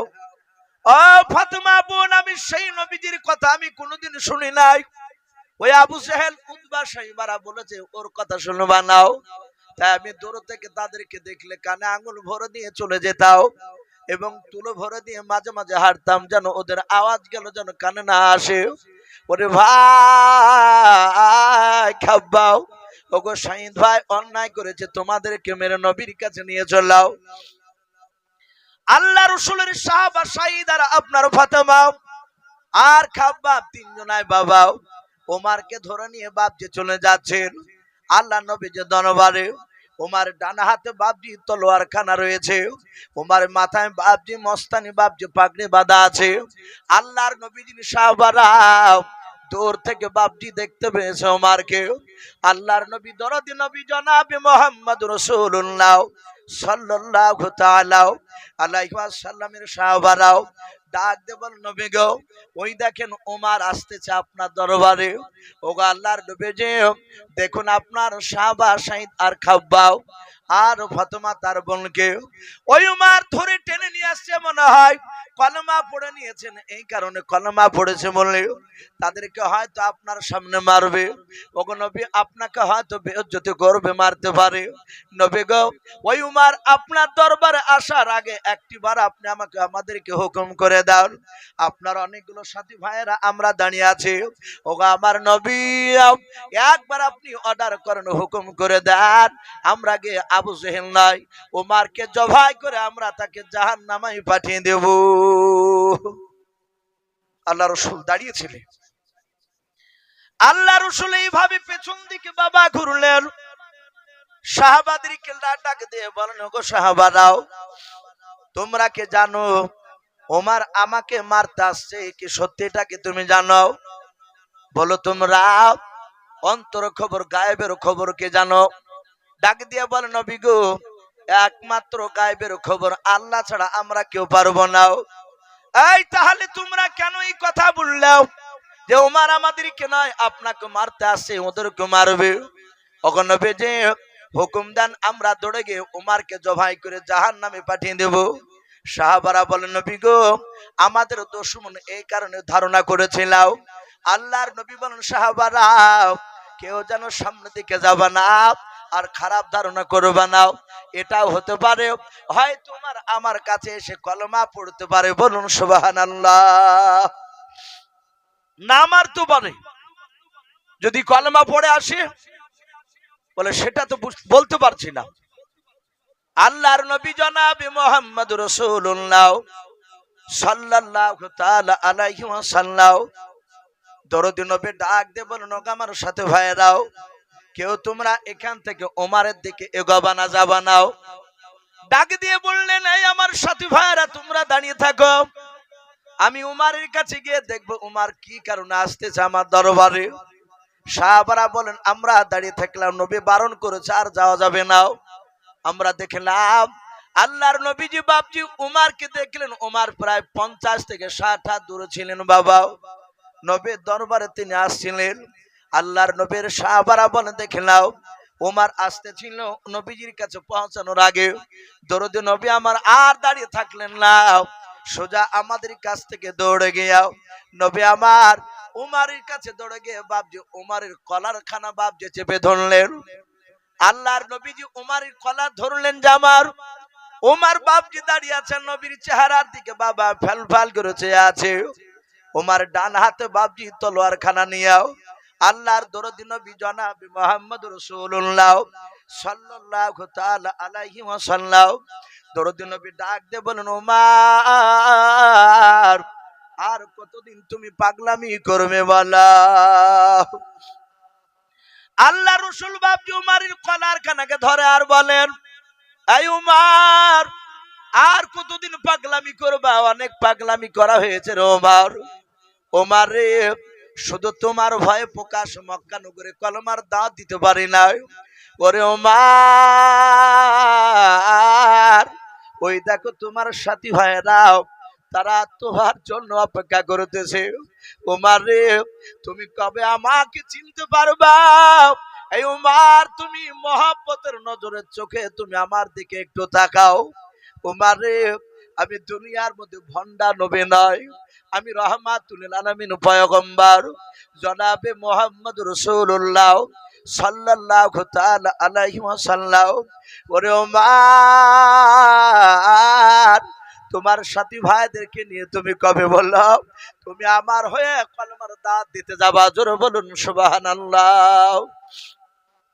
সাহাবারা বলেন, আমরা তাকে থেকে দেখলাম আল্লাহর নবী জনাবে মুহাম্মদ রাসূলুল্লাহ সাল্লাল্লাহু তাআলা আলাইহি ওয়াসাল্লাম দরদি নবী বাপজি কান্না করেছিলেন ওমরের কলার ধরে। ওমর বাপজি বাচ্চা ছেলের মতো বাপজি ফুফরে ফুফরে কাঁদতে লাগলো। ওমর নবীজির পায়ের তলে তলোয়ার খানা রেখে দিয়ে ডাক দিয়ে বলেছিলেন, ওগো নবীজি, এতদিন আপনাকে চিনতে পেরেছিলাম না নবী গো, এই চোখ দিয়ে চিনতে পেরেছে আপনি এত বড় দামি রাসূল। ওগো আল্লাহর নবী, শুনে নেন, আপনার পায়ের তলে তলোয়ার দিলাম, এই তলোয়ার দিয়ে হয়তো আপনি ওমরকে জবাই করে দিতে পারেন, আর নাহলে আপনার যদি একটু দয়া হয় আপনি ক্ষমা করে দিয়ে আপনি আমাকে মুসলমান বানাতে পারেন। আল্লাহর নবীজি বাপজি ওমরকে বুকের সাথে পাঁজা মেরে জড়ে ধরলেন। নবী আমার কপালে ওমরে চুমা দিয়ে ডাক দিয়ে বলুন, ওমরে শুনে নাও, আমি দুনিয়ার বুকে বদলা নিতে আসি নাই। জোরে বলুন সুবহানাল্লাহ। আল্লাহ রাসূল কাঁদেন আর বলেন, ওমর, আমি বদলা নিতে আসি নাই, আমাকে বদলা নেওয়ার জন্য পাঠাই নাই, আমাকে রাহমাতুল লিল আলামিন পয়গম্বর রাসূল করে পাঠিয়েছে। ওমর, আমি তোমাকে ক্ষমা করে দিয়েছি, আল্লাহর কাছে দোয়া করছি আল্লাহ তোমাকেও ক্ষমা করবে। হে ওমর, পড়ে নাও কলমা লা ইলাহা ইল্লাল্লাহু মুহাম্মাদুর রাসূলুল্লাহ। সকলে বলুন সাল্লাল্লাহু তাআলা আলাইহি ওয়াসাল্লাম। বাপজি সাদা হাতে কলমা পড়ে তিনি মুসলমান হয়ে গেলেন। ওমর বললেন, ওগো নবী, আজ বুঝতে পেরেছি এই ইসলাম সত্য। হে নবী, আর ভয় করা লাগবে না। নবী আপনার ডান পাশে উমর দাঁড়িয়ে, নবী আপনি এক্ষুনি চলো কাবা শরীফে মক্কাতে দাঁড়িয়ে প্রকাশ্যে আপনার সাথী ভাইদেরকে দিয়ে আযান দিয়ে আমি উমর দাঁড়িয়ে ওই জায়গাতে জামাত করে নামাজ আদায় করব। জোরে বলুন সুবহানাল্লাহ। বাপজি মক্কার কাফিরেরা তারা ভয় ধরে গেল, এই জন্য বাপজি মাঝে মাঝে দোয়া করবে। আজ আমিও জুম্মার নামাজের পর দোয়া করেছি, সকলেই দোয়া করবে, হে আল্লাহ তুমি দুনিয়াতে ওমরের মতো নেতা বানিয়ে দাও। বলুন আল্লাহুম্মা আমিন। আজ ফিলিস্তিনের বাপজি আমার মা বোনদেরকে ইসরায়েল ইহুদি কুত্তার বাচ্চারা তারা ধরে হত্যা করেছে। শুধু হত্যা নয়, আমাদের মা বোনদেরকে যারা বুরকা পরা থাকে তারা এত সুন্দরী ফিলিস্তিনের বাপজি মা বোনদেরকে ধরে নিয়ে গিয়ে ওই ইহুদি কুত্তার বাচ্চারা তারা জোর পূর্বক ধর্ষণ করছে। বলুন আস্তাগফিরুল্লাহ। শুধু ধর্ষণ নয়, তাদেরকে বাপজি ধর্ষণ করার পর তাদেরকে জীবন্ত বাপজি আগুন দিয়ে পুড়ে দিচ্ছে, জবাই করে ফেলছে। তাই বাপজি আমাদের পৃথিবীতে এখনো উমারির মতো নেতার অভাব। আমরা দোয়া করি, হে আল্লাহ, গোটা পৃথিবীতে প্রতিটা দেশে তুমি ওমারের মতো বাদশা বানিয়ে দাও। জোরে বলুন আল্লাহুম্মা আমিন। বাপজি আমার সোনা লালেরা, সেই উমার মসজিদে নববীতে আল্লাহ রাসূল সাল্লাল্লাহু তাআলা আলাইহি ওয়াসাল্লামের হাত দুখানে ধরে বললেন, ওগো নবী, আমি আপনাকে না চিনার আগে আপনাকে মারতে গিয়েছিলাম। রাসূল আমি ঈমান আনার পরে আর বেঈমানার আপনাকে মারা তো দূরের কথা, আপনার দিকে চোখটা রাঙা করে তাকানোর সাহস পাইনি। বাপজি আমার সোনা লালেরা, সেই নবী জনাবে মুহাম্মদ রাসূলুল্লাহ সাল্লাল্লাহু আলাইহি ওয়াসাল্লামের সাহাবা আবু বকর বলে, নবী গো, আপনি এতগুলো সাহাবা মসজিদে নববীতে কেন আপনি আমাদেরকে বসতে বললেন? প্রায় 600-র উপরে সাহাবা ছিল। নবীজি বললেন, ওগো সাহাবাই কেরাম, আমাকে আল্লাহ দুনিয়ার বুকে নবী রাসূল পাঠিয়ে আল্লাহ কোরআনে জানিয়ে দিয়েছেন, ও খাতামান নবিয়্যিন, নবুয়তের দরজায় বিশ্ব নবীকে পাঠিয়ে বলেছেন আমি তালা মেরে দিয়েছি। আমাদের আকীদা, আমাদের এটা বিশ্বাস, কিয়ামত পর্যন্ত আর কোন নবী রাসূল আসবে না। আসবে বা কোন নবী রাসূল আসবে না। তাই নবী বললেন, এই সাহাবারা, আমাকে পূর্ণাঙ্গ দিন দিয়ে পাঠিয়েছে, আমি তোমাদের মধ্যে একজন সাহাবাকে দেখতে চাই যেই দেশের বাদশা বেঈমান, তার দেশের নাগরিক বেঈমান, সেই দেশটার নাম হচ্ছে সম্রাট রোম দেশ। আর সেই রোম দেশের সম্রাট তার নাম হচ্ছে হিরাক্লিয়াস। বুখারীতে বাপজি তার কয়েকবার নাম রাসূলুল্লাহ নিয়েছে, বুখারীতে তার নাম এসেছে। সেই বাদশা হিরাক্লিয়াস বেঈমান হলো, তার বুদ্ধি ছিল। অনেক সময় নবীজি তার প্রশংসা করেছে বুদ্ধির। আল্লাহর নবী বলেন, এই সাহাবারা, 600 সাহাবার মধ্যে একটা সাহাবা কে যাবে বলো আমার দিনকে সেখানে প্রচার করতে? আল্লাহর নবীজির সাহাবার মধ্যে থেকে বাবা একজন সাহাবা, যিনার নাম বাপজি কিতাবে এসেছে হযরতে দাহিয়াতুল কলবি রাদিয়াল্লাহু তাআলা আনহু। আল্লাহর নবীজির সাহাবা ওই দাহিয়াতুল কলবি রাদিয়াল্লাহু তাআলা আনহু, তিনি দাঁড়িয়ে গেলেন, বলেন, নবী গো, আমি একাই রোম দেশের সম্রাট হিরাক্লিয়াসের কাছে কলমার দাওয়াত নিয়ে যাব। বলে, যাও বাবা, কিন্তু নবীজির তরফ থেকে যখন কলমার দাওয়াত নিয়ে যাবা, রোম দেশের সম্রাটের কাছে গিয়ে হিকমতের সহিত কথা বলবা। বলুন সুবহানাল্লাহ। হিকমতের সহিত আলোচনা করবা। বাবা, আমরা নামাজ পড়ি অনেকে, কিন্তু হিকমতের সহিত কথা বলা আমরা জানি না। অনেকে ভাববেন যে হিকমতের সহিত কি করে কথা বলতে হয়। প্রায় মসজিদে দেখবেন জুম্মার দিনে বাচ্চা ছেলে নিয়ে যায়, যায় না অনেকে? সবাই না, কিছু মানুষের গা চুল খায়। ওই বাচ্চা ছেলেকে যদি মসজিদে যেতে দেখে, ও বলে যায় বাপ আসেনি আর হাত ঘুরিয়ে খেলিয়ে এসেছে। বাপজি না, বলবেন না, এটা হিকমতের কথা নয়। বাচ্চা ছেলেটাকে আপনি খুব জোরে ইশারা করে একটু বলতে পারেন, বুঝাতে পারেন যে বাবা এটা মসজিদ, এখানে হইচই করতে নেই। হইচই করলে যারা নামাজ পড়বে তাদের নামাজের ব্যাঘাত ঘটবে। কিন্তু এতটুকু মনে রাখবেন, একটা বাচ্চা ছেলে সে যদি হইচই চেঁচামেচিও যদি করে, আপনি নামাজ পড়ছেন, আপনার সামনে যদি বারবার যাতায়াত করে, ওই মুসল্লিদের নামাজের কোনো ব্যাঘাত ঘটবে না। বলুন আলহামদুলিল্লাহ। আমি যেদিন থেকে এটা পড়েছিলাম, আমি বলি মাঝে মাঝে, আল্লাহ রাসূল মসজিদে গিয়েছে নামাজ পড়তে, নবীর কলিজার টুকরা হাসান হুসাইন রাদিয়াল্লাহু তাআলা আনহুম আজমাইন, দুই নাতি নবী নিয়ে গিয়েছে। দরজার গুড়িতে বসে রেখেছেন, নানু ভাই এখানে বসো, আমি নামাজ পড়িনি। ওরা বাচ্চা ছেলে। নবীজি সেজদায় গিয়েছেন, হাসান হুসাইন পিঠের উপর উঠে গিয়েছে। পিঠের উপর উঠে বাপজি নবীকে ঘুমাঘুম কিলাছে। নবী সেজদায়, আবু বকর সিদ্দিক রাদিয়াল্লাহু তাআলা আনহু তিনি ওই সময় মসজিদে প্রবেশ করে দেখলে এ তো নবীজির নামাজের অসুবিধা হবে। ওদের দুজনকে বাপজি নবীর মাথা থেকে বাপজি পিঠ থেকে টেনে নিলে। নবী তাড়াতাড়ি নামাজ শেষ করলে। নবী কাঁদছেন আর বলছেন, আবু বকর তুমি আমার হাসান হুসেনকে কেন নামালে? আমি কি হুকুম করেছি বলে নাও? বলে নবী আপনি সিজদায় ছিলেন। আল্লাহ নবী বলেন, ও আবু বকর তুমি যদি না টানতে আর আমার হাসান হুসেন দুই ভাই ওরা যদি স্বইচ্ছায় পিঠ থেকে যদি না নামতো, কিয়ামত পর্যন্ত আমাকে যদি আল্লাহ হায়াত দিতে, ওরা কিয়ামত পর্যন্ত না নামলে আমরা কিয়ামত পর্যন্ত আমি সিজদা তুলতাম না। বলুন সুবহানাল্লাহ। একজন সঙ্গ রাসূলুল্লাহ বাপজি। এই জন্য বলবো বাচ্চা ছেলে গেলে বাপজি তাদেরকে আপনি তেখরি মিখরি করবেন না, একটু বুঝাবে। দরকার হলে বাপজি এক জায়গায় ছেলেগুলোকে না রেখে পাশাপাশি একটু দৌড়াদৌড়ি রাখবে। ওরা দেশের বাপজি ভবিষ্যতের মুসল্লি তারা। বাপজি আমার সোনা লালেরা হিকমতের সহিত কথা বলা লাগবে। আল্লাহ রাসূল বলেন, হে সাহাবা রমদেশের সম্রাটের কাছে হিকমতের সহিত কথা আলোচনা করবে।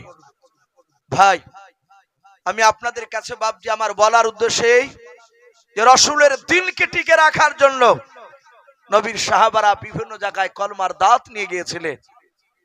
বাপজি আমাকে বলেছেন এই জালসার সভাপতি সাহেব যারা এখানে আছে যে মাওলানা সাহেব সানোয়ার সাহেব দাওয়াত দেয়, সেদিনে বলছিলেন আজও বলেন ইসু ভাই একটু শেষের দিকে একটু কালেকশন করবেন আমাদের মসজিদ মক্তবের জন্য। এই বাপজিতে বলি ফেলে যে বেশিরভাগ যদি প্রথম থেকে কালেকশন করতে লাগে তাহলে তো মানুষ ওয়াজ শুনে শান্তি পাবে না, একটু শেষের বেলা দেখবে।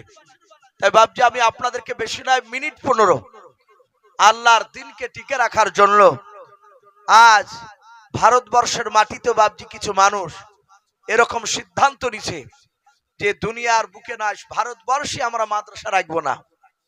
অনেক জায়গায় আসামের মধ্যে প্রায় 600-র কাছাকাছি মাদ্রাসা তারা অলরেডি বাপজি বন্ধ করব বলে সিদ্ধান্ত নিয়েছে। অনেক সময় খবরে দেখছেন আপনারা। আমি প্রতিটা বাপজি ভাইদেরকে বলবো যতদিন পৃথিবীতে মাদ্রাসা থাকবে ততদিন বাপজি সূর্য পূর্ব দিকে উঠবে। বলুন সুবহানাল্লাহ। মাদ্রাসা যেদিন বাপজি গোটা পৃথিবী থেকে বিলুপ্ত হয়ে যাবে, বন্ধ হয়ে যাবে, সেদিন জানবে মুসলমানের অস্তিত্ব আর টিকে রাখা যাবে না, আস্তে আস্তে শেষ হয়ে যাবে। ওরা বুঝেছে যে মাদ্রাসা থেকে ইসলাম প্রচার হচ্ছে, তাই মাদ্রাসাকে আগে বন্ধ করা দরকার। ইনশাআল্লাহ আমরা জান মাল দিয়ে আমরা মাদ্রাসাকে হেফাজত করব। বলুন ইনশাআল্লাহ। বাপজি প্রতিটা মসজিদে মক্তব শিশু মাদ্রাসা হওয়া দরকার। আপনার আমার ছেলে স্কুলে পড়ে, বিদেশি জায়গা যাওয়ার সময় দিতে পারবে না, ও বাড়ি থেকে আপনার সপ্তাহে 2 দিন হোক, যেহেতু বাচ্চা ছেলেরা সবাই আপনার আমার ছেলে প্রাইভেট পড়ে স্কুলে যায়, সপ্তাহে 2 দিন হোক মক্তবে আসো। 1 মাসে নয়, 2 মাসে নয়, 1 বছরের জায়গায় 2 বছরে লাগুক, কোরআন শিখো। এটা প্রতিটা বাপজি মহল্লায় শিশু মাদ্রাসা মক্তব বাপজি বিশেষ প্রয়োজন। আপনাদের এখানে বাপজি মক্তব রয়েছে, শুনলাম একজন শিক্ষক রাখা হয়েছে, তাকে বেতন দিতে হয়। মসজিদেরও বাপজি অনেক কাজ হয়, মসজিদের যেহেতু ভিতরে মক্তব, তাই আমি প্রতিটা বাপজি ভাইদেরকে বলবো বাপ বেশি নয় 10,000 20,000 বাপজি চাইবো না, মাত্র বাপজি 2,000 করে টাকা আল্লাহর দিনকে টিকা রাখার জন্য, কোরআনকে বাপজি জিন্দা রাখার জন্য 2,000 টাকা বিশ্ব নবী জামানায় সাহাবায়ে কেরামরা তারা দিনকে টিকা রাখার জন্য তারা জানের প্রতিযোগিতা লাগাতেন। বলুন সুবহানাল্লাহ। আজকে আমাদের জান নয়, আজকে কিছু ধন সম্পদ থেকে বাপজি কিছু টাকা মাল আল্লাহর দিনকে টিকা রাখার জন্য। তাই বাপজি একবার নারে তাকবীর দিব। কোন আল্লাহর বান্দা রয়েছেন এখানে, কোন মুজাহিদ বান্দা রয়েছে, পর্দার আড়ালের মা বোনেরা আছেন, আপনাদেরকে বলবো শুদ্ধে বাপজি ভাই একবার নারে তাকবীর দেওয়ার সাথে হাতে আল্লাহু আকবার বলে হাতখানা উঁচু করে বলবে 2,000 করে টাকা বাপজি বেশি নয়, মাত্র 10টা মানুষকে আমি একটু দেখতে চাই। আল্লাহর বান্দা কোরআনকে বাপজি সেখানে পড়ানো হবে, সেখানে আপনার আমার ছেলে দেশের ছেলেরা তারা কোরআন শিখবে। তাই বাপজি একবার নারে তাকবীর দিব, কাছে যদি না থাকে বাপজি বলবেন যে আমি 1 মাসে দিব, 2 মাসে দিব, 3 মাসে দিব, ইনশাআল্লাহ 2,000 করে টাকা। বাপজি আমাদের অনেক সময় একটা রেস্টুরেন্টে একটা বন্ধুকে নিয়ে গেলে আমাদের 1,500 2,000 টাকা ভরে যায় খাবার খেতে গিয়ে। বাপজি আসি, যেটা মৃত্যুর পর বাপজি কাজে লাগবে, এই টাকাগুলো কিয়ামতের ময়দানে বাপজির সঙ্গের সাথী হয়ে দাঁড়াবে, জাহান্নামের আগুনের সামনে গিয়ে দাঁড়িয়ে যাবে, আল্লাহর সাথে